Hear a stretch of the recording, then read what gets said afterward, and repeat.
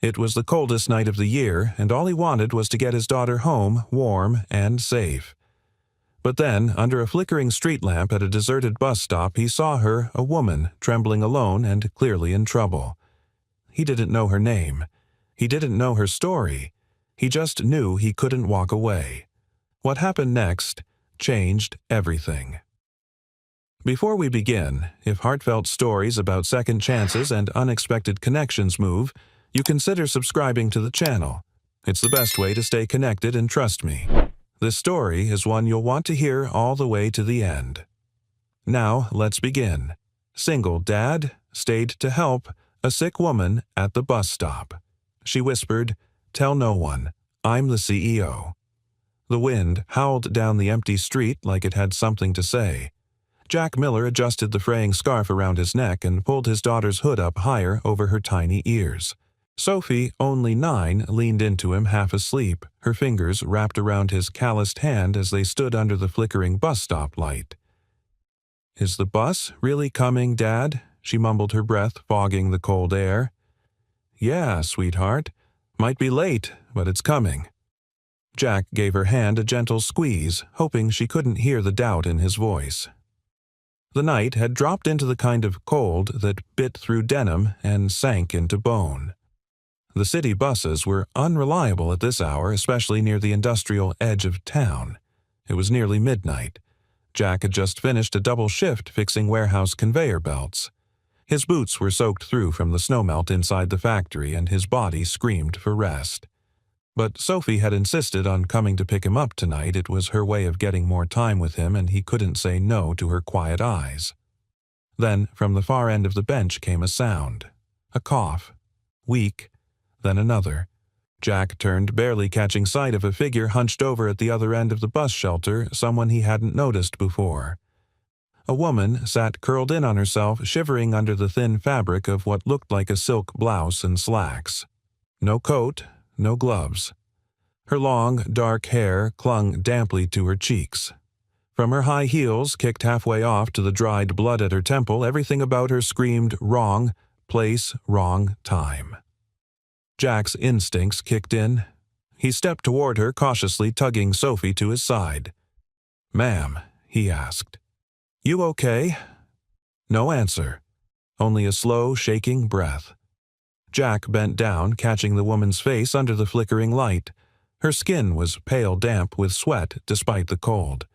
He reached out and gently touched her forehead. Burning. "She's got a fever," he muttered. Then louder. "Hey, can you hear me?"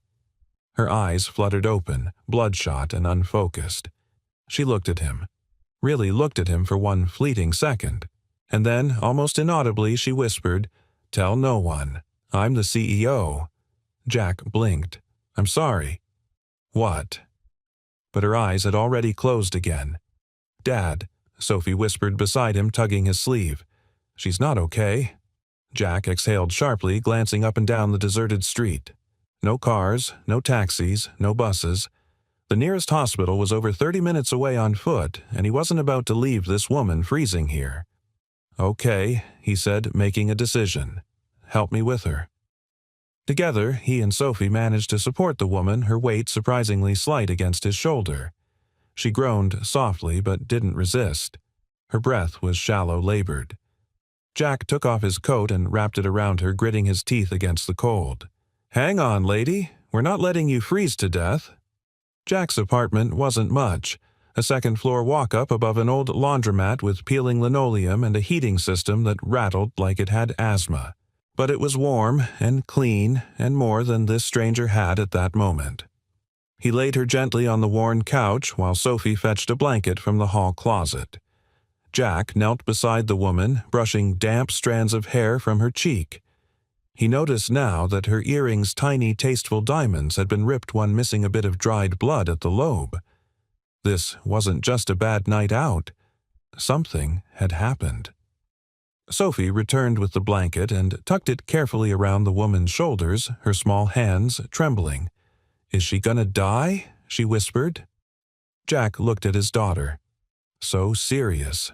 Too old for her age. "No," he said firmly. "Not on my watch." He went to the kitchen and returned with a cold compress. As he placed it on the woman's forehead, she stirred. "Water," she croaked. Jack helped her sit up and held a glass to her lips. She drank greedily, coughing after the first few sips. "Where am I?" she asked hoarsely. "Safe," Jack replied. "My apartment. You were at the bus stop." Freezing. She looked at him, then really looked. Her eyes were sharp, calculating. But there was something fragile there, too.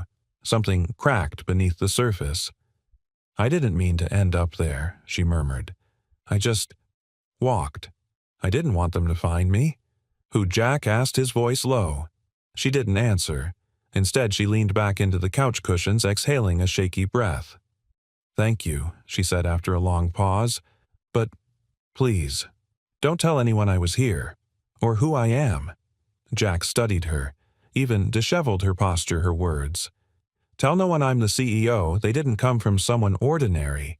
There was power in her somewhere under the bruises and the heat of fever. Power and fear." "I don't even know your name," he said. She hesitated. "You don't need to," she replied. Jack sighed. "All right, then I guess I'll just call you Mystery." That almost got a smile. Almost.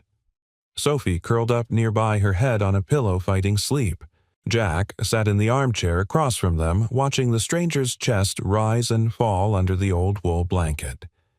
He didn't know who she was, or why she was running, but something told him. This night, this moment, was the beginning of something far bigger than either of them could imagine.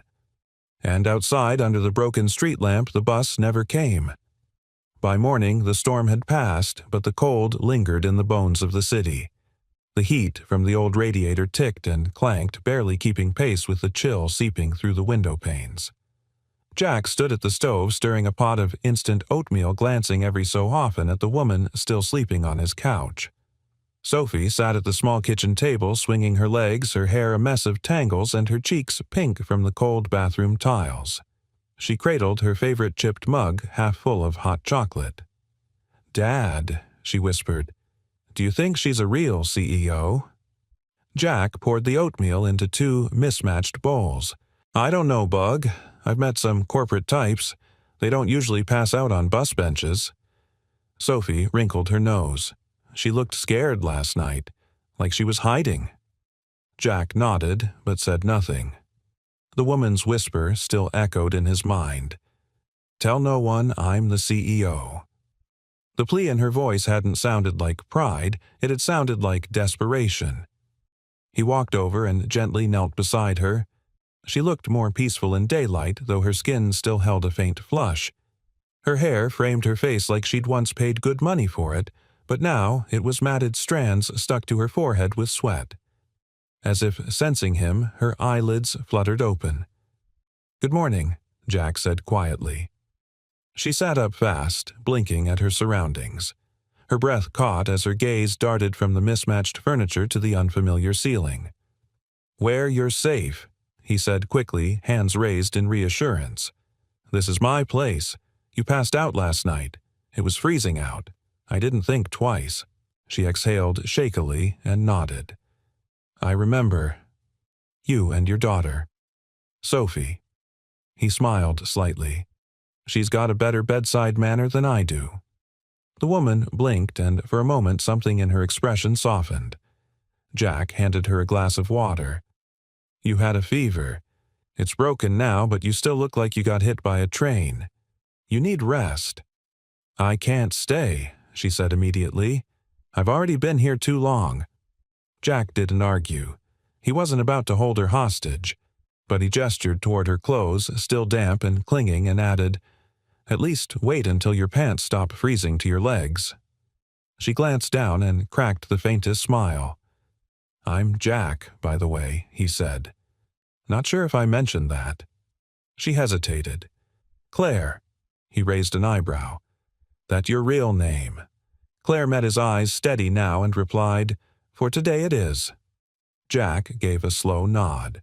"Fair enough." Sophie patted over, carrying a steaming mug carefully in both hands. "I made you tea. It's peppermint. Daddy says it helps when you're sick." Claire blinked at her, caught off guard. "Thank you," she said softly, taking the mug. Her hands trembled slightly. "You don't have to tell us anything," Jack said after a moment. "But you should eat something before you go." Claire looked like she wanted to refuse, but the smell of oatmeal, warm and sweet, tugged at something in her. She nodded faintly, and Jack motioned to the table. They ate mostly in silence, Claire, cautious Sophie chattering a little about school and her drawings, blissfully unaware of the tension hanging in the air. Jack watched Claire out of the corner of his eye. She ate slowly with the delicate grace of someone used to fine meals but too hungry to care about decorum. She finally pushed her bowl away and stood wobbling a little. Jack was at her side in a second. "You sure you're up for walking?" he asked. Claire straightened. "I don't have much of a choice." "Is someone looking for you?" he asked gently. "Because you don't look like you were just out for a jog." She flinched at the question. Jack raised his hands again. "Okay, none of my business. I get it. But let me help, even just a ride somewhere." Claire hesitated for a long beat, then shook her head. "No. If I show up anywhere I'm expected, they'll bury me in meetings and cameras and a PR cleanup crew before I can breathe." Jack frowned. "Sounds like you're not just a CEO. Sounds like you're escaping something." Her lips pressed into a line. "I made some enemies. Trusted the wrong people. Now they think I'm the problem." She looked away. "And maybe I am." Jack saw the tightness in her jaw, the way she stared at the floor like it might swallow her. There was pain in her, deep and personal. He knew that look he'd worn it himself the day they lowered his wife's casket into the ground. "Look," he said, keeping his voice level, "you don't owe me anything. But people like you don't just end up at a bus stop in a silk blouse unless they've hit a wall hard. If you need somewhere to be invisible for a while, this place ain't glamorous, but it's quiet, and we don't ask many questions." Claire's eyes met his, something unreadable flickering behind them. She seemed to be measuring him, not just his words, but his intent. He let her see that he meant every word. Sophie tugged Claire's sleeve. "You can use my blanket if you want. It's really soft." Claire looked down at her, blinking fast. Her voice cracked slightly when she said, "That's very kind of you." Jack didn't press her again. He just gave her space and brought out a pair of his late wife's sweatpants and a hoodie from the hall closet. "They'll be big," he said, setting them on the couch, "but warm. There's a towel in the bathroom if you want to freshen up." She paused at the threshold, then turned back. "Why are you doing this?" Jack met her gaze. "Because last winter a guy named Eli gave me a ride when my car broke down in a snowstorm.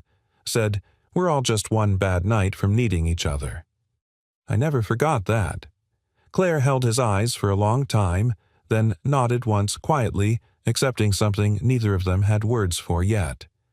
And as the bathroom door clicked shut behind her, Jack leaned against the kitchen counter, exhaled deeply, and muttered under his breath, "Just one bad night." He had no idea how true those words were about to become.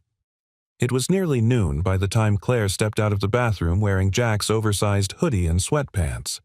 Her damp hair was combed back and she looked marginally less ghostly, though her eyes still held a wariness that didn't match the softness of the clothes she wore. The hoodie swallowed her slender frame, but somehow it suited her, a woman stripped of her armor, no longer surrounded by glass walls and assistants, just human for once. Sophie sat on the floor by the coffee table drawing, with markers, legs crossed beneath her like a pretzel. She looked up with a wide smile. "You look better," the girl chirped, "less like a ghost." Claire let out a sound that might have been a laugh. "I'll take that as a compliment."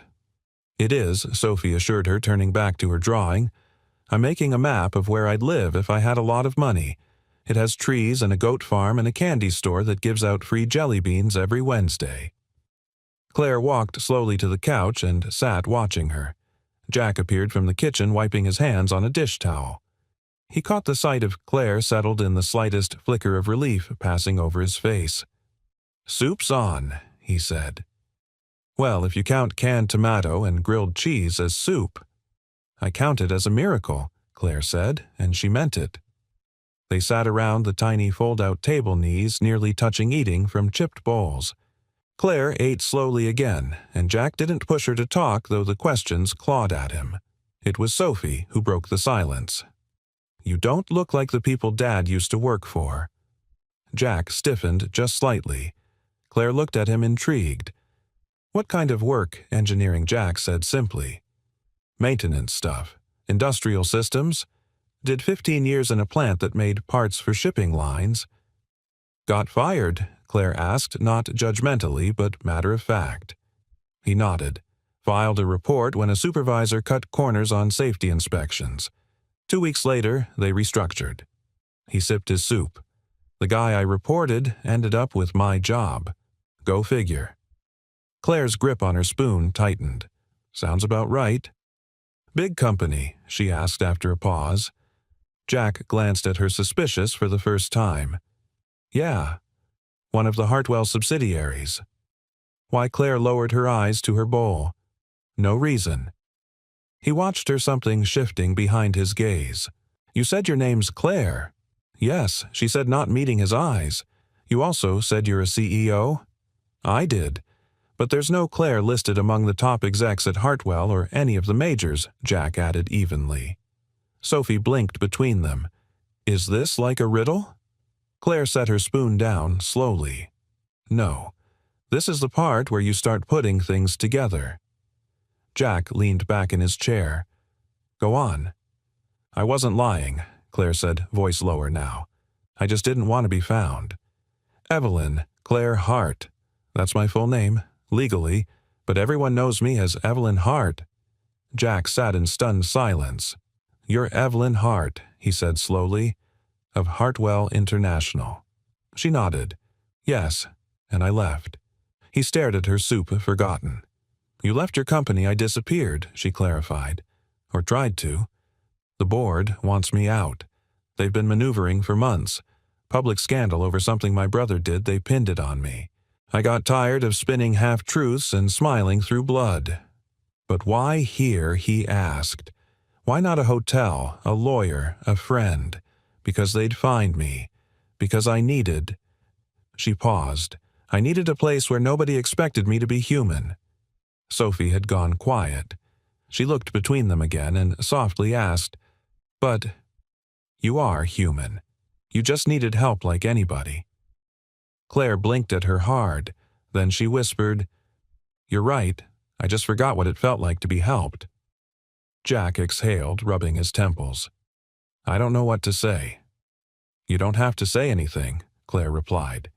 You helped me before you knew who I was. That's all I needed. There was a long pause. Jack finally stood and walked over to the window, looking out at the alley below, the slush melting in patches under a gray sky. His reflection in the glass looked tired, older than his years. You know what's funny, he said quietly. I spent years thinking people like you only saw people like me when you needed something. Claire stood too moving next to him. And now I'm still not sure, he admitted. She looked at his reflection beside hers. Then let me show you. From her pocket, she pulled out a card. Sleek, minimal black with gold trim. Jack didn't take it. I'm not looking for favors, he said. This isn't a favor, Claire replied. It's a thank you, and maybe a way to level the field. I'll be gone tonight. I just didn't want to leave without giving you something more than a ghost story. Sophie got up and walked over. She took Claire's hand and placed a folded piece of paper in it. It's our map, she said shyly. In case you ever want to find us again. Claire opened it. Crayon drawings of trees, goats, and jelly bean stores filled the page. But in the center she had drawn 3 stick figures under a roof, one tall one, little, and one with long hair and a tiny crown. Claire laughed, choked, and wiped at her eyes. I'll keep it, she said. That night, Claire Evelyn disappeared from their lives as quickly as she had arrived. No note, no goodbye. Just a folded blanket, a cup cleaned and placed back where it had been, and Sophie's map missing from the table. But neither Jack nor Sophie would forget her. Not the way she looked when she finally smiled. not the way she stood by the window stripped of everything but her humanity. And somewhere in the city, under a different name, Evelyn Hart was beginning to remember who she was when she wasn't a CEO, someone who mattered, to someone who never even knew her name. Jack found the silence that followed Evelyn's departure heavier than he'd expected. For 3 nights he came home to a quiet apartment, the hum of the old refrigerator filling the void she'd left behind. Her name, Evelyn Hart, kept circling his mind like a song he couldn't shake. CEO of Hartwell International, a ghost at his bus stop, a woman who had asked not to be known. But Sophie missed her most. "Do you think she's safe?" she asked one evening while coloring at the coffee table. "I hope so," Jack said gently. She didn't look like someone who had anyone, Sophie murmured almost to herself. Jack paused at the kitchen sink, the sponge frozen mid-scrub. That night, after Sophie had gone to bed, Jack pulled out the folded newspaper Mrs. Delaney had slipped under his door that morning, like she always did when she found something interesting. On the front page, a headline stretched across the top in bold, "CEO Evelyn Hart returns amid internal turmoil at Hartwell." A photo below it showed Evelyn exiting a building flanked by security, her face pale but composed. There was no smile, just the tight professional expression he hadn't seen on her during her time in his home. He traced her image with his eyes. She looked nothing like the woman in the oversized hoodie sipping peppermint tea beside Sophie. She looked armored. Jack folded the paper carefully and slid it back under a stack of mail. The woman he'd met who had sat barefoot on his couch and asked for nothing but silence was still in there somewhere. He just didn't know if the world she'd returned to would let her stay.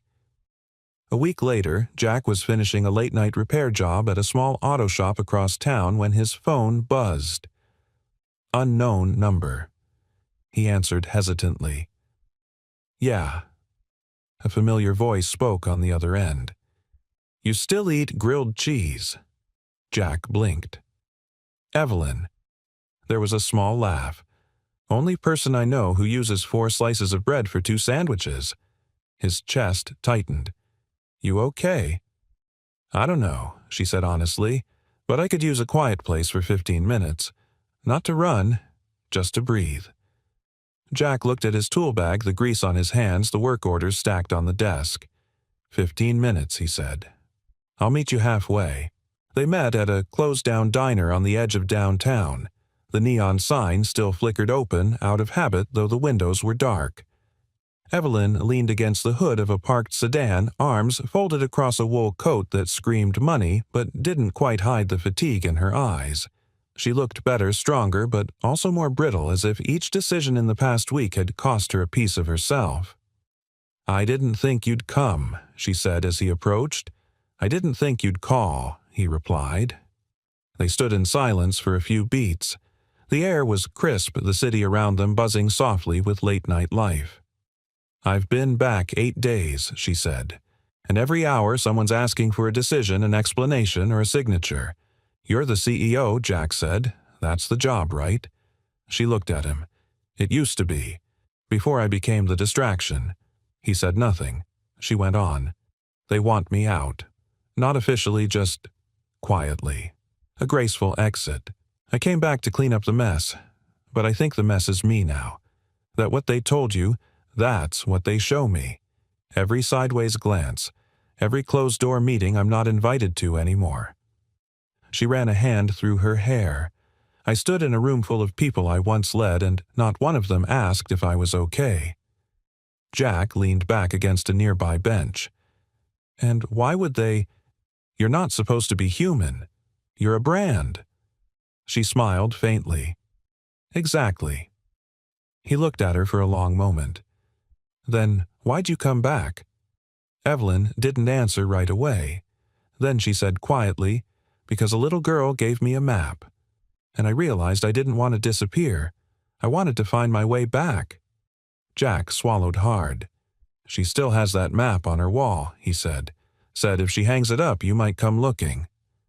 Evelyn's lips trembled slightly. "She believed in me before I did." There was a beat of silence before Jack added, You don't have to let them win. What if I don't have a choice? You always do, he said. Even if it's just choosing who you let see the real you. Evelyn exhaled long and slow. It's hard to remember who that is. I spent so long building the image that I forgot the person underneath. Jack tilted his head. I didn't. She looked up. You're the woman who apologized for waking Sophie, who thanked me for soup, who said please when she asked for help even when she was barely standing. He paused. That's not someone I forget. Evelyn looked down, blinking quickly. Why are you being so kind to me? She asked, her voice raw. I'm not easy. Because I've been where you are, he said. Different stage, same script. Everyone wants something until you're no longer useful. She studied him like she was seeing him again for the first time. I don't want to be another powerful person who walks into someone's life and leaves it worse, she whispered. Jack smiled, small and sad. You already didn't. They stood in silence again, the cold beginning to seep into their bones. Evelyn took a slow breath. Would it be okay if I stopped by tomorrow? Just to say hi to Sophie. Maybe bring her some jelly beans. Jack gave a quiet laugh. She'd never forgive me if I said no. Evelyn nodded, her voice soft. Good. She turned to go, but paused. Jack. Yeah. I don't know where this is going, but thank you for seeing me. Jack met her eyes steady. That's what we do here. She smiled, really smiled for the first time in days. And under the quiet street lamp it was clear no matter what world she belonged to by title, this was the world where she had finally been seen, not as a CEO, but as a person. The apartment felt warmer that morning, though the heater hadn't changed a thing. Jack stood at the stove, flipping pancakes while Sophie decorated the table with paper flowers she had cut out before school. She's coming today, right? She asked, balancing on a chair to place a drawing above her place setting. He glanced at the clock. She said she'd stop by. Sophie grinned, holding up a drawing of 3 stick figures under a sun with long yellow rays. I made us all look happy. Jack smiled, but said nothing. He didn't want to set expectations. The truth was, he didn't know if Evelyn would actually come. A part of him hoped she would.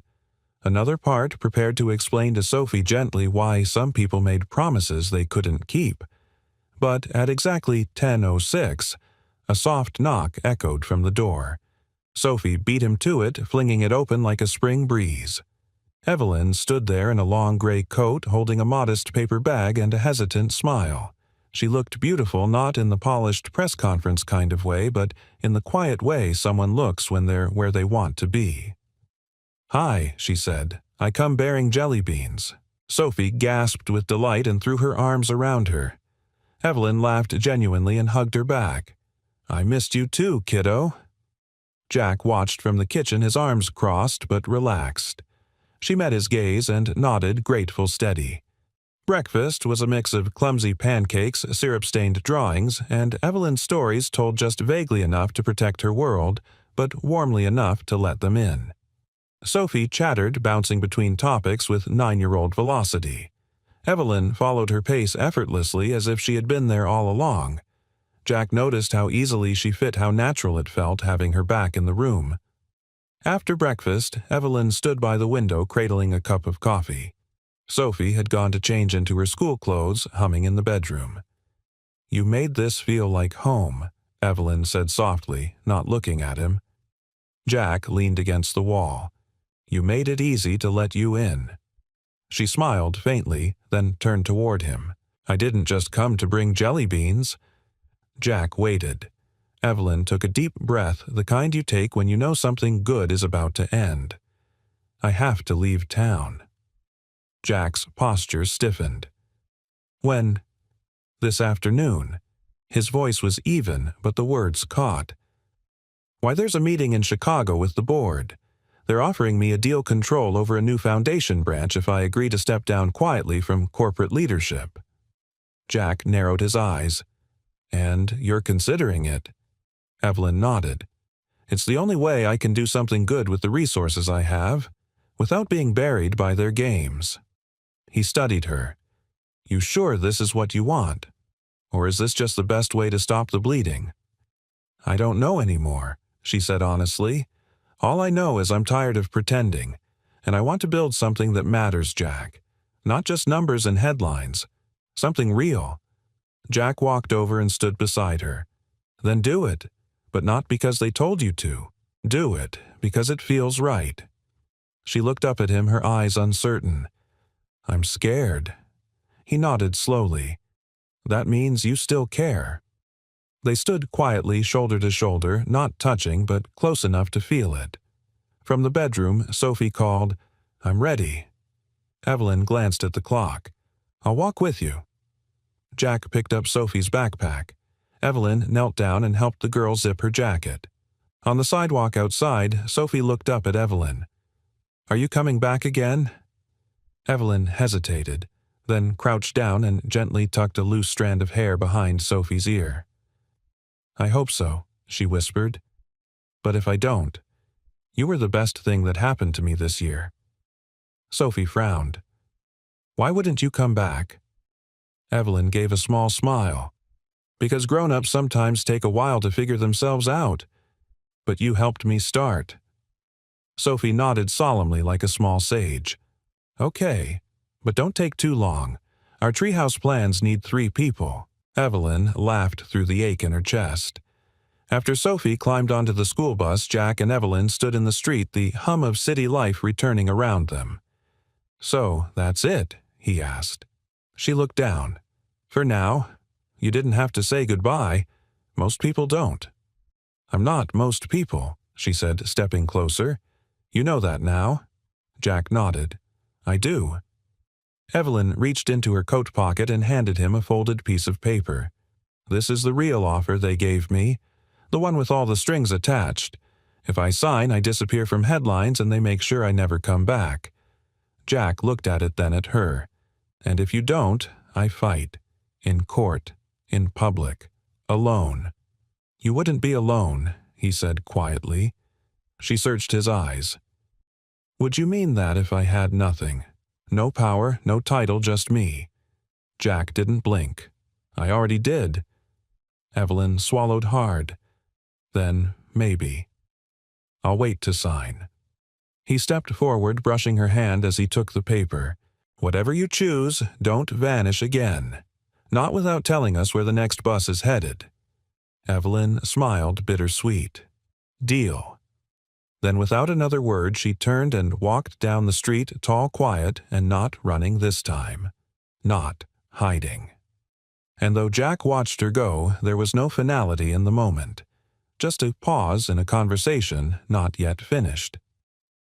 As the wind picked up Sophie's crayon drawing above the kitchen table, fluttered in the draft from the cracked window. The little stick-figure family beneath the sun held fast, taped gently to the wall. 3 people. 1 crown. Still waiting. Still hoping. Still believing that sometimes people do come back. Jack never read the morning paper anymore, but that day the headlines came to him anyway. Mrs. Delaney, his upstairs neighbor, knocked at his door before sunrise, holding the folded newspaper in one hand and a sympathetic look in the other. "You might want to see this," she said gently. Jack took it with a nod, still rubbing sleep from his eyes. Sophie stirred behind him on the couch, wrapped like a burrito in her blanket cocoon. The apartment smelled of leftover pancakes and lemon dish soap, a quiet morning waiting to start. He unfolded the paper slowly. Evelyn Hart's secret hideaway CEO allegedly disappeared to working-class apartment after scandal. A grainy photo dominated the front page. Evelyn in his coat, Sophie holding her hand, and Jack standing right beside them on the sidewalk. His name wasn't printed, but anyone who knew him would recognize the outline, the place, the truth. His jaw clenched. The article quoted unnamed sources and leaked internal memos. Words like unstable, reckless romantic entanglement unfit for leadership were sprinkled throughout like poison. Jack didn't need to read the rest. He folded the paper without a word. "Are they going to be mean to her now?" Sophie asked quietly from the couch, her big eyes fixed on him. Jack turned. "They already were." She was trying to be nice, Sophie said. She just wanted a minute to breathe. I know, Jack said, sitting beside her, but sometimes when people don't understand something good, they try to tear it apart. Sophie hugged her blanket tighter. She didn't deserve that. No, Jack said softly. She didn't. That afternoon, Jack's phone buzzed. Blocked number. He let it ring the first time, and the second. On the third, he answered. Jack, it's Tom Whitman. The name clicked instantly. Evelyn's longtime assistant. The one she said had tried to help, but was always caught between loyalty and survival. She's okay, Tom said quickly, physically, but she's not okay. Jack stood in the back of the auto shop wiping his hands on a rag, the article she found out an hour before it printed. The board leaked it. It was strategic. They want her to cave. Jack's voice dropped. And will she? I don't know, Tom admitted. But she's rattled. She hasn't said a word since she saw the photo. She just sat there staring at Sophie's map taped to her office wall. Jack closed his eyes, heart clenching. Where is she now? Still in the city. Still fighting, I think. But if you can... I think she needs someone who doesn't care about the brand. Jack didn't hesitate. Tell her I'm not hard to find. That evening, Jack stood alone in the darkened living room, Sophie already tucked into bed. The apartment hummed in its usual quiet rhythm. The wind knocked gently at the window pane. He looked down at the business card Evelyn had left behind the first time she vanished. Black with gold trim. Just a name and a number. No title, no shield. He hadn't called it, not once, until now. He picked up his phone and dialed. It rang, and rang, and rang. He was about to hang up when her voice came on low and fragile. Jack. There was a pause on his end. Not from hesitation, but from the flood of emotions he hadn't let himself feel until now. I saw the article, he said finally. She didn't respond. I'm sorry they came after you like that. I thought if I stepped away quietly they'd leave me with something, she whispered. But I was wrong. They wanted to break me. I didn't think they'd find you. Jack sighed. That part's not on you. That part's on cowards who don't know the first thing about real strength. Evelyn exhaled shakily. I'm scared, she admitted. I've never been scared like this before. Not when we went public. Not when we lost funding. But now it feels personal. Like I don't know where I end and the noise begins. You're still in there, Jack said. Beneath the press releases and the camera flashes and the boardroom daggers. You're still the woman who apologized to my daughter for waking her up. You're still the one who shared tea and couldn't finish her soup. She laughed just barely. That soup was awful. It was canned, he said. You were polite. I remember thinking she whispered that I hadn't felt safe like that in years. You were safe, Jack said. And you still are. But if you keep trying to play by their rules, they'll eat you alive. You need to rewrite the game. Silence. Then, would you help me? He hesitated for half a beat, not from doubt, but from the weight of what that promise might mean. Yes, he said, but only if we do it your way. Not theirs. I don't know what my way is yet. Then we find it together. Another pause. But this one felt different. Lighter. I kept Sophie's drawing, she said softly. It's the only thing in my office that reminds me who I want to be. She still thinks you'll come back. Do you? Evelyn asked, her voice almost too quiet. Jack took a breath. I don't think you ever really left.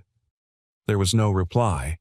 Just a soft, steady inhale like someone breathing again for the first time. Then the line disconnected. Jack stared at the phone for a long moment, a smile tugging at the corner of his mouth. He didn't need her to say anything more. She was still fighting, and this time she wasn't alone. It had been 5 days since the call. 5 days since Evelyn's voice, shaken but alive, had filled the quiet of Jack's apartment with something that felt like hope. But she hadn't called again. And Jack hadn't pushed. He told himself she was handling things, fighting her battle in boardrooms and back alleys of power he'd never see. He told himself she needed space, not saving. Still, every evening as he set the table for two, his eyes drifted to the third chair. The one she'd once pulled close without asking. The one Sophie insisted they leave empty. She might come by again, Sophie said one morning, brushing syrup from her chin. She liked the corner seat. Jack chuckled. She also said my coffee was a civil rights violation. Sophie giggled. That's because you use store-brand beans. Jack ruffled her hair and tried not to show how much he missed Evelyn's voice in that morning mix of toast and laughter. That afternoon, while Sophie was at school, Jack took a detour after work. His boots crunched down the sidewalk outside the Hartwell building, a sleek tower of tinted glass and polished stone. It looked like a different planet from the world he knew. He stood across the street, hands in his pockets, watching people come and go. No one glanced up. No one noticed him. And then, on the 14th floor, he saw it. A flash of paper, a taped-up drawing. Even from that distance he could see the colorful crayon sun, the stick figures, the crown. His heart stopped. She still had the map. The next day, Sophie came home from school with a box under her arm and a proud grin on her face. We made gratitude jars today, she announced, placing the glass container on the kitchen table. Inside were small folded notes, each written in Sophie's careful block letters. Jack picked one at random and read aloud. I'm grateful for grilled cheese even when Dad burns it. Sophie shrugged. It's still crunchy. Another read, I'm grateful for Evelyn's peppermint tea. Jack paused. Sophie looked at him. Do you think she's coming back? He hesitated. I think. She's figuring some things out. I could help her figure, Sophie said confidently. I'm really good at puzzles. Jack smiled, pulled her into a one-armed hug, and kissed the top of her head. That, you are Bug. That weekend, the first snow of the season, dusted the sidewalks. Jack spent the morning fixing a leaky radiator in the apartment next door. By the time he returned, Sophie had created a makeshift tea party with her stuffed animals. Peppermint or apple spice, she asked as he walked in, holding out a chipped teacup with imaginary contents. Before he could answer, someone knocked at the door. Jack froze. Sophie beat him to it again. This time she didn't fling it open. She opened it carefully like it might be a dream. And there she was. Evelyn. Hair slightly wind-tousled, cheeks pink from the cold, a soft wool coat buttoned neatly to her chin. But the real change wasn't in how she looked, it was in her eyes. They were clear, steady. She knelt to Sophie's level and held out a real tin of peppermint tea. I heard you might need a refill. Sophie beamed and threw her arms around her. Jack stepped forward, slowly, heart thudding. Evelyn stood and met his gaze. I didn't sign it, she said. He blinked. The deal. She nodded. They gave me 3 days to reconsider. I spent them rereading Sophie's map. Jack exhaled, and I remembered what mattered. Evelyn stepped inside. Her voice was calm but laced with emotion. They'll keep coming for me. The headlines, the pressure. But I've decided I'm not leaving myself behind this time. Jack swallowed. What are you going to do? Start over, she said. Not run, not disappear. Build something from the ground up. Something honest. Sophie tugged her hand. Like our treehouse. Evelyn smiled. Exactly like that. They sat at the tiny table with imaginary tea and paper napkins, and Jack couldn't help but laugh. You know, he said, this is probably the first board meeting you've ever attended where half the attendees are plush animals. Evelyn gave him a sideways glance. It's also the first one that doesn't involve a hostile takeover. The three of them sat there for a long time, talking, laughing, sharing silence that felt like music. As the sun dipped low, casting golden light through the kitchen window, Evelyn leaned back and said, I thought I had to choose between being someone powerful and being someone real. But maybe real is powerful. Jack nodded. It always was. You just forgot. Sophie brought over her gratitude jar and placed it in front of Evelyn. You can add something, she said. We don't keep score here. Evelyn looked at the jar, then slowly tore a corner from the envelope she'd brought the tea in. She wrote something, folded it twice, and dropped it inside. Jack caught her eye. "What did you write?" She smiled softly. "Just grateful to be seen." The table wasn't empty anymore, and it never would be again. The next morning, Jack woke to the smell of coffee, real coffee. Not his usual bargain bin grounds, but something richer, smoother. For a disoriented moment he thought he was dreaming. Then he heard a quiet hum from the kitchen and the soft clink of ceramic. Evelyn.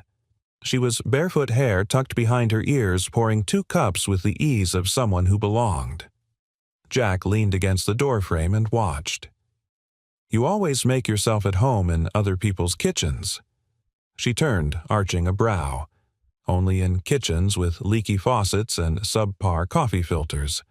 He grinned. "You fix the filter, I own 17 hotels. I can manage a drip machine." They sat at the table, the third chair, Sophie's still empty, while she slept in. Evelyn cupped her hands around the mug, not sipping yet. She seemed hesitant, thoughtful, like she was holding back a tide. Jack leaned in. "You didn't come back just to make coffee, did you?" Evelyn sighed, her smile fading. "No, I came because I need to ask you something." He braced. "What is it?" She pulled a folded document from her coat pocket and laid it on the table. It was an official board resolution. Hartwell's seal stamped in gold. A clause highlighted in yellow ink. Conduct unbecoming or behavior that compromises brand image. Jack skimmed the paragraph. "They're threatening you again. They're planning to force a vote. This time it's not about my leadership. It's about my personal choices." His eyes narrowed. "Us." She nodded. "The photo. The story. The fact that I disappeared into the life of a single dad with no corporate connections." Jack's jaw tightened. "So they're saying, you can't be seen with people like me. They're saying I'm a liability, that I've made myself too accessible, too ordinary." They're using words like emotionally compromised, unsuitable for visibility, and optics liability. He pushed the paper back toward her.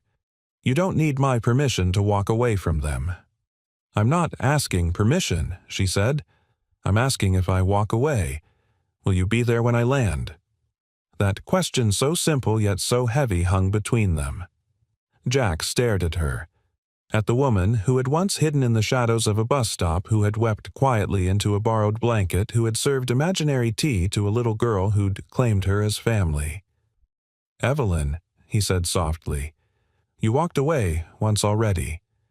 And we never closed the door." She blinked. "So you'd still have me knowing what they're saying?" He gave a half laugh. "What they're saying doesn't scare me. What scares me is that you'd believe them." Evelyn dropped her gaze, biting her lip. "I don't. Not anymore. But I also don't want to be the reason your life gets complicated." Jack shrugged. "It already was. Then you showed up and gave it meaning." She reached across the table, covering his hand with hers. "Then I need to tell the board that I'm stepping down," she said. Jack's brows lifted. "Stepping down. Like permanently?" She nodded. "They want me to disappear into the foundation quietly. Fine, I'll do it. But not because they bullied me. Because I'm choosing a life with value beyond visibility. I want to build things from the ground up again. Truthfully. Simply." Jack nodded slowly. "You sure?" "No," she said honestly. "But I've never been more ready." That afternoon, the storm broke. News alerts hit every platform at once. Evelyn Hart steps down from Hartwell International in a stunning move, sources say. Personal scandal. Prompted exit, CEO allegedly emotionally compromised. Who is Jack Miller, the man in the CEO's final photo? His name was everywhere. His photo, grainy distant, was in the corner of the coverage, and so was Sophie's. Jack stood in the corner of the living room phone in hand, heart racing. Sophie, sitting cross-legged on the couch, looked up from her coloring. Did something bad happen? He shook his head, slow and steady. No bug.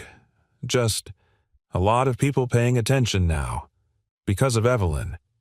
Yeah. She was quiet a moment, then asked, Do you still want her to come over for grilled cheese tonight?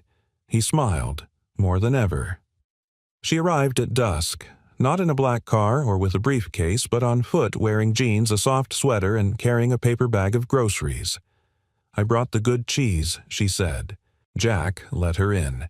She kissed Sophie on the forehead, set the bag on the counter, and turned to him. You okay? She asked. I should be asking you that. I was expecting the storm, she said. I just didn't expect to feel lighter afterward. He stepped toward her. Because it's over. Because I didn't cave. They cooked together, laughing, burning one sandwich, feeding Sophie bites off the spatula. It wasn't glamorous, it wasn't clean, but it was real. After dinner, they sat on the couch, Sophie asleep between them. Evelyn leaned her head on Jack's shoulder. You know, she whispered, for someone who used to run million-dollar campaigns, I've never felt more successful than I did tonight, spreading mustard on grilled cheese with a 9-year-old. Jack kissed the top of her head. That's because this is the first time you didn't have to perform for anyone. She nodded, eyes closing. And in that moment, quiet, unguarded Evelyn Hart was no longer a CEO, no longer a headline, no longer a public figure with a reputation to shield. She was just a woman, resting against the man who had seen her first in the dark before the world remembered her name. And for the first time, she wasn't afraid of being ordinary. Jack hadn't expected things to change so quickly, but they did. The Monday after Evelyn's announcement, the world around him tilted. It started with whispers at the auto shop jokes at first, then curious glances. You're the guy from the photo, right? One customer asked, trying too hard to sound casual. Another mechanic nudged him during a break, grinning. Didn't know you had billionaire taste, Miller. Jack kept his replies short, his head down. The world loved a story like this, a single dad and a CEO, but they didn't see the nights when he stayed awake wondering if she regretted everything. If walking away from Hartwell would cost her more than she had bargained for. But Evelyn, in her own way, held steady. She didn't vanish again. Instead, she returned to Jack and Sophie's life not as a headline, but as a real person, stubborn, determined, and imperfect.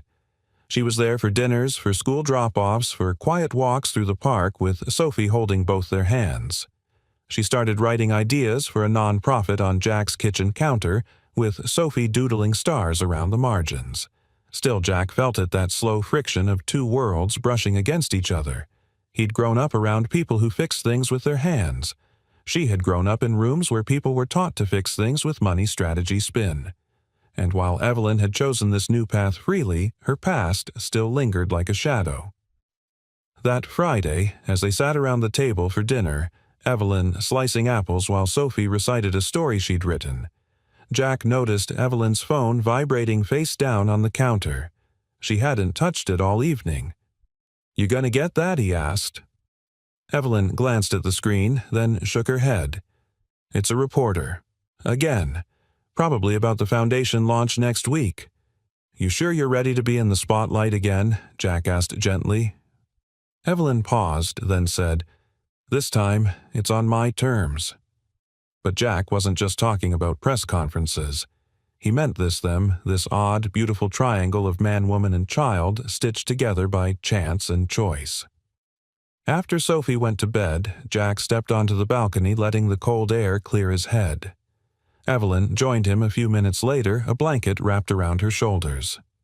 They stood silently looking out over the neighborhood. You ever feel like you're standing between two versions of yourself? She asked. All the time, Jack said.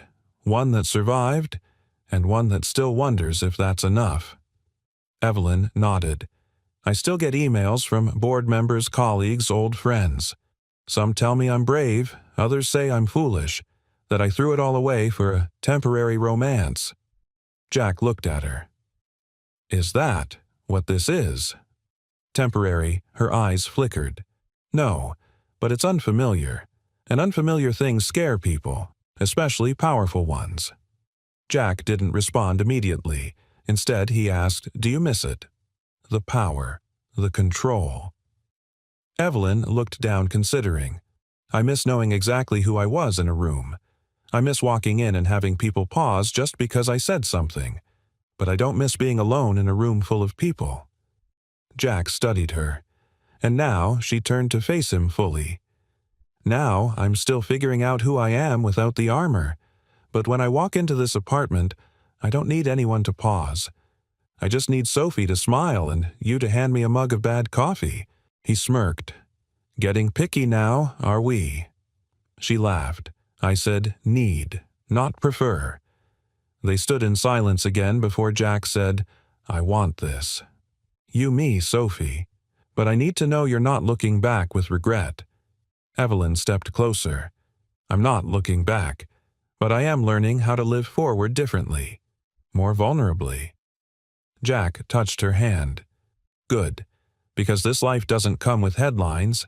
It comes with grocery runs and sick days and burnt toast." "You okay with that?" Evelyn nodded, her voice thick. "I'm okay with all of it, as long as it's with you."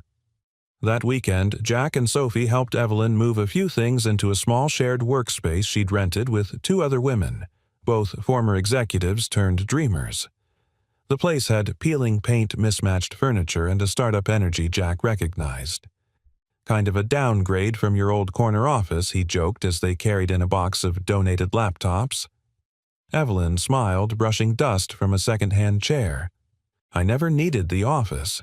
I needed permission to start over." She opened a drawer in the desk and placed something inside a crumpled piece of construction paper. Sophie's map. Jack watched her carefully. "You know, he said the world may not know what to make of you now. But Sophie already decided. She thinks you're royalty." Evelyn smiled through misty eyes. "Then I'll try to live up to that crown." He stepped forward, wrapping an arm around her waist. "You already have." In that quiet, imperfect room with its scratched floors and chipped mugs, they didn't need anyone else's permission.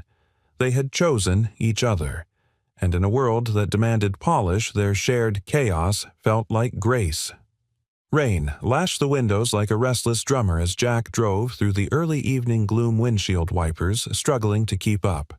The old pickup creaked with every turn, but it held together like him held together by years of necessity, grit, and love. Sophie sat in the passenger seat, bundled in her raincoat, her feet barely touching the floor. Her backpack was soaked from where it had brushed the wet sidewalk. "I told Mrs. Hadley I'd bring Evelyn to Career Day," she said through a yawn. "She said CEOs are cool." Jack gave a half smile. "Evelyn's not a CEO anymore, remember?" Sophie shrugged. "She's still cooler than Mr. Davis, and he makes sausage at Costco." Jack laughed, the sound warm in the cab. "That she is." They pulled into their complex just as thunder cracked overhead. Jack opened Sophie's door, lifted her out, and carried her through the downpour. They were soaked by the time they reached the stairwell, laughing, breathless, dripping. As they reached the landing, Jack paused. The hallway was dim, but he saw it a silhouette hunched near the door. Evelyn. Her coat was soaked through her arms, wrapped tightly around herself, head bowed. Jack's heart froze. "Sophie," he said quietly, "go inside and change. I'll be right in." Sophie didn't argue. She sensed something wasn't right. Evelyn looked up slowly. Her eyes were rimmed red, her face pale, but it was her hands that caught him still trembling. "Are you hurt?" he asked, voice low. "No." She shook her head quickly. "Not physically." He unlocked the door and guided her inside. She didn't resist. He sat her on the couch, fetched her a towel, then sat across from her as rain streaked the window like sorrow. "I got the call 10 minutes after I left the foundation office," she whispered. "Tom was driving me back from a donor meeting. I was checking emails. Sophie's school was listed in a traffic report." Jack leaned forward. "What happened?" "There was an accident near the school. A van jumped the curb, hit the sidewalk. There were kids." Jack's blood ran cold. "Sophie, No, she's okay. Evelyn exhaled hard. She'd already left for the day. But, seeing her name in the alert just for a moment, everything collapsed. I couldn't breathe. Jack's hand ran through his hair. I raced here without thinking, she continued. I had to see her, make sure she was real, that this life I chose wasn't just borrowed. Jack knelt in front of her, taking her hands.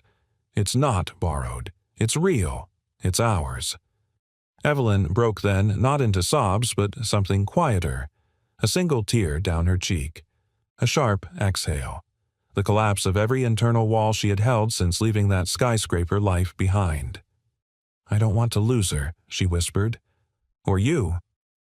You won't, Jack said firmly, unless you walk away again. I'm not walking, she said. I'm afraid. Every part of me that used to be sure, used to be in control. It's gone. Jack looked into her eyes. Good. Maybe now you can build something that won't fall apart when life hits back. She let out a shaky laugh. That sounds like something your daughter would say. Probably. He helped her up and into the bedroom where Sophie was already tucked in, pretending to be asleep. But when Evelyn leaned over to brush a hand through her hair, Sophie whispered, I knew you'd come. Evelyn kissed her forehead. I'll always come. Later that night, as Evelyn sat curled on the couch wrapped in one of Jack's old flannel shirts, she looked around the modest apartment. There were no polished floors, no private elevators, no designer wine racks. But there was something stronger than any of that. Roots. I've been so many things, she murmured. A daughter they dressed like a doll. A student who couldn't fail. A CEO who didn't have permission to cry. And now, for the first time, I'm just a person. And it terrifies me. Jack leaned beside her, their knees brushing. You're allowed to be terrified, but you're not allowed to give up. She nodded. So what now? You stop surviving, he said, and start choosing. Evelyn turned toward him. Then I choose this. I choose you. I choose Sophie. I choose late dinners and cold coffee and mismatched socks. I choose every part of this chaos if it means I get to come home to something real. Jack pulled her close, and for the first time since she left her boardroom life behind, Evelyn allowed herself to believe it that maybe she wasn't falling apart. Maybe she was falling into place. Outside, the storm began to ease, the wind dying into silence, the rain softening into mist. And somewhere between the quiet and the heartbeat beneath her ear, Evelyn found something she hadn't known she needed. Peace, not the polished, curated kind, but the kind that only lives in a home that forgives you for who you used to be and loves you anyway. It had been nearly a year since that cold night at the bus stop, the night that changed everything, though none of them had known it at the time. The old street lamp still flickered faintly at the corner of Henson and 12th, casting a soft amber glow on the sidewalk below. Spring had finally returned, bringing with it the scent of rain-drenched earth and blooming dogwoods that lined the neighborhood streets. Jack stood on the stoop of their building, hands tucked into his jacket pockets, watching Sophie skip ahead in her little white sneakers, a paper crown slightly askew on her head. Behind her, Evelyn walked with steady steps, her eyes bright, her smile quiet and sure. She looked every bit the woman she had become, no longer running, no longer hiding, no longer split between two worlds. She had chosen one, and stayed. The new community center had officially opened that morning. Not a flashy event, no red carpet, just neighbors' kids, volunteers, and a small brass plaque by the front door. The Hartwell Center for New Beginnings, founded by Evelyn Clare Hart in honor of second chances. Inside, it offered language classes, job training, childcare, and a modest free library. The startup funding had come from the final settlement Evelyn negotiated as she formally stepped down from Hartwell. Not to walk away bitter, but to walk away better.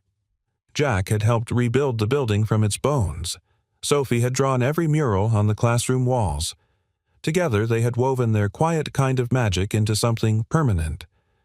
And now, the evening after its grand opening, Evelyn had asked for one thing. To walk back to where it started, she said, "Full circle." So here they were, just three people walking slowly through the neighborhood with a memory in their bones and a future in their hands.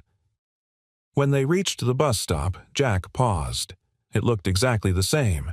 The bench, the broken glass in one corner, the faint rust on the signpost. But tonight it wasn't cold. It wasn't lonely. Evelyn reached out and ran her hand along the back of the bench. "I remember the way the wind sounded that night. I thought I was disappearing." Jack leaned beside her, brushing her hand gently with his own. "And you ended up being found." She turned toward him. "By you." Jack didn't answer. He didn't have to. His eyes said enough. Sophie plopped down on the bench and stretched her arms dramatically. "Can I tell people this is where my parents met?" Evelyn blinked. "Parents?" Sophie shrugged. "Well, not yet, but I'm working on it." Jack laughed. Evelyn tried to hide her smile, but it broke through anyway. "You're relentless. I learned from you," Sophie said proudly. There was a long, sweet silence. Then Evelyn reached into her coat pocket and pulled out a small velvet box. Jack blinked, caught off guard. "Wait, are you proposing to me?" She laughed, shaking her head. "Not yet." Inside the box was a delicate silver charm in the shape of a street lamp. "For you," she said, placing it in his hand. "For being the light that stayed on when everything else went dark." Jack swallowed hard. "I don't have a ring yet," he whispered, "but I've been carrying this around for months." He reached into his own coat pocket and pulled out a tiny folded piece of paper, creased, weathered, and familiar. Sophie's original map. 3 stick figures, a sun, a crown. "I never stopped carrying us," he said, unfolding it carefully. Evelyn stared at the drawing, tears welling. "You kept it." "You were never just a guest," he said. "You were always home." She leaned in and their lips met, not rushed, not dramatic, just quiet, warm, and certain. A promise sealed in breath and memory. Behind them, Sophie clapped her hands. "Okay, now can I say you're my family?" Jack and Evelyn looked at each other smiling, then said together, "Yes." They walked home slowly under the soft light of that old street lamp. No reporters, no press, just 3 hearts moving as one. Inside the apartment, the air smelled of roasted vegetables and something baking. Evelyn had picked up a new hobby, cooking with imperfection. Jack had given up judging her timing, and Sophie had become the designated taste tester. Later that night, with the dishes done and the couch a nest of pillows, Jack wrapped his arms around Evelyn while Sophie snored gently against them, her crown slipping sideways. "You ever wonder what would have happened if I hadn't stopped that night?" Evelyn whispered. Jack didn't need time to answer. "No, because you did stop. And that's the only version of the story I ever want." Evelyn closed her eyes, pressing her face into his shoulder. She no longer needed boardrooms or titles to feel whole. She had chosen love over legacy, grace over image, truth over safety. And in return, she had found a life that wasn't perfect but was undeniably hers, a life under the same streetlight, where she was finally seen, where she finally stayed, and where for the first time in her life she was never going to walk alone again. Where are you watching from? We love seeing how far these stories travel and how they connect with hearts all over the world. If this story touched, you don't forget to hit that subscribe button and join our growing community.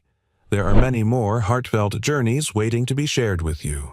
Thank you so much for watching, and until next time, stay kind, stay hopeful, and take care.